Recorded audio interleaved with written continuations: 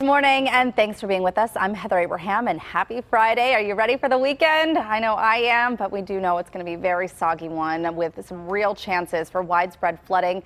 We'll get that important weather information from meteorologist Ron Smiley ahead.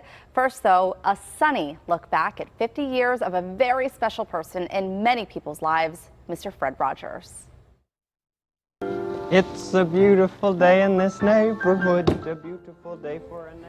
This week marks the 50th anniversary of the famed Mr. Rogers Neighborhood program. A half-century later, his simple messages of kindness and gentle affirmations still resonate with children and adults, especially during troubled times like the 9/11 attacks to the most recent school shooting in Florida. His shows were filmed in the WQED studios in Oakland. WQED President and CEO Deborah Acklin is here with Fred Rogers Company President Paul Siefken to tell us about a year-long celebration of Mr. Rogers with special events and programming. Good morning to both of you. Good morning. Thanks for having us. I mean, he just touched so many of us in so many different ways, and it is important to recognize that his messages are still relevant today.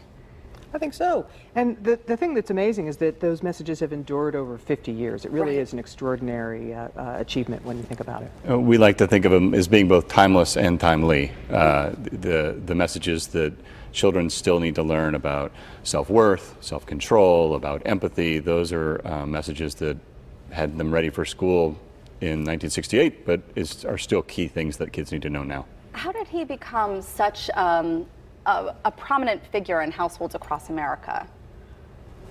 Well, I think it started at WQED as one of the very first hosts of a children's television program that really focused on what kids needed. Yeah. He really focused on his audience and he respected it, and I think kids responded to that. Rather than him just trying to make them laugh and goofing around, he spoke to issues that were really on their mind and allowed them to feel like it was okay to wonder about the world and to have confused thoughts or to have fears or concerns. I even remember the simple things like him taking a shoestring and making bubbles out of it with the dish soap. Things that you could do at home, you know, without having to run to the store and buy expensive toys. That's right. We talk a lot about making these days and how making is such a great way for kids to learn. Right. Well, Fred was one of the makers, really, that you saw on television.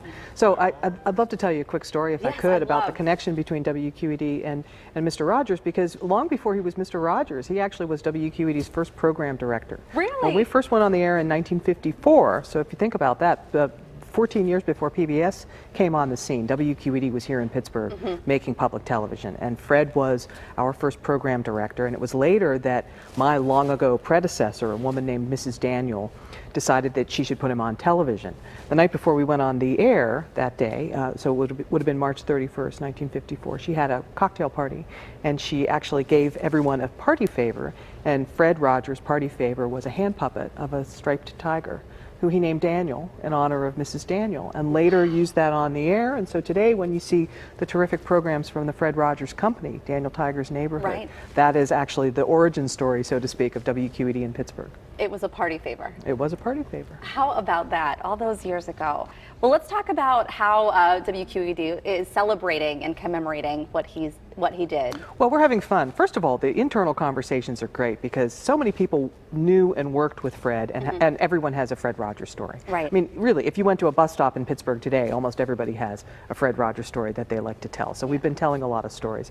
But we also have some programming coming up that will be special commemorative programming for what David Newell, Mr. McFeely, has dubbed the Year of Fred.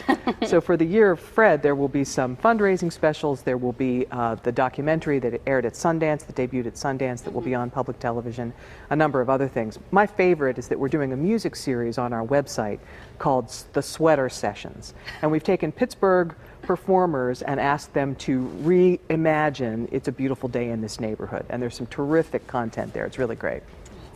And on a national scale, just next week, we're doing something special with PBS, so for all the public television stations all over the country, where Daniel Tiger's Neighborhood, the current animated series that's the animated neighborhood make-believe, will be running its regular time every morning, but each episode will be followed immediately by the Mr. Rogers Neighborhood episode that inspired that Daniel Tiger episode. Wow. Is that how Daniel Tiger's Neighborhood is based on. It's based on actual episodes of Mr. Rogers? Many of them are, and in fact, many of the people that work at the Fred Rogers Company worked on Mr. Rogers' Neighborhood.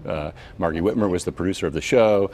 Hedda Sharapan has been with us for 50 years. She was did everything on the show, including helping to respond to viewer mail. So she's very in tune with what Fred was trying to accomplish with the original show, and we're able to put that into Daniel Tiger's Neighborhood. And I know on March 6th is that hour-long Mr. Rogers, It's You I Like. That's right. We're going to have some terrific guests. It's really going to be a celebration of Pittsburgh's role in all of this, and certainly a real honoring of Fred and his legacy. Very cool. And coming up this spring, I think this is really neat. I think a lot of people here are going to just jump on this. There's going to be a postage stamp honoring him. Yeah.